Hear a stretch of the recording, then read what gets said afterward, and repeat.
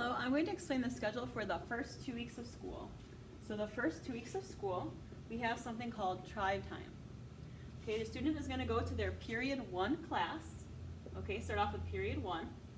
And during that time, before we begin class, we're going to have tribe time. Tribe time is something where we do social emotional learning and things of that nature.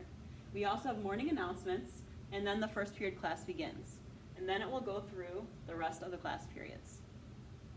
And again, this will be for the first 2 weeks of school. So first period, second, third, fourth, fifth, sixth, seventh for the first 2 weeks. Okay, so after the first 2 weeks of school, the schedule begins to rotate, and the schedule will rotate on a weekly basis. So say they started with first period, and that was social studies, and then they went to second period, which was PE. This will rotate. So the second period class will then become the first period class of the day. So second period, move up here, and all of the other periods will follow second period, just like normal, except first period will be at the end of the day.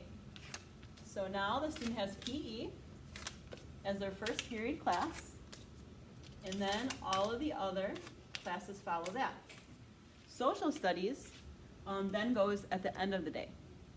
All right, then on the next week, this will be the fourth week of school, we're going to start with period 3. So we begin with period 3. All the other classes follow in order. Okay, and so language arts will then be their first period of the day.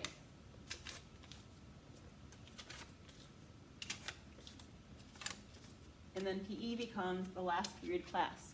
And so the schedule will rotate like this every week.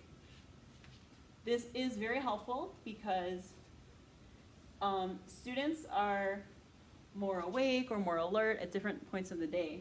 So for example, after lunch and towards the end of the day are usually kind of hectic periods.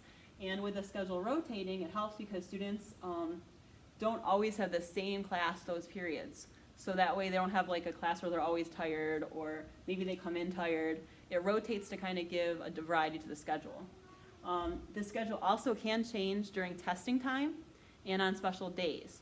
But for the most part, we are going to follow the schedule we have right here. All right? And it's going to follow that pattern where it keeps rotating. So then we do fifth period is the first class. All right? And then sixth period would become the first class. And it rotates all the way through. So basically, about every 7 weeks, we go back to period 1. And that's how that works. We also have 3 lunches. And that depends on the teacher. Different teachers have different lunch periods.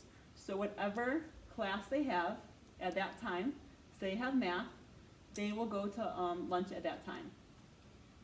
Typically, 6th graders have A lunch, 7th graders have B lunch, and 8th grade has C lunch. But that can also change if they have an elective such as band or art. So just pay attention to that other schedule as well.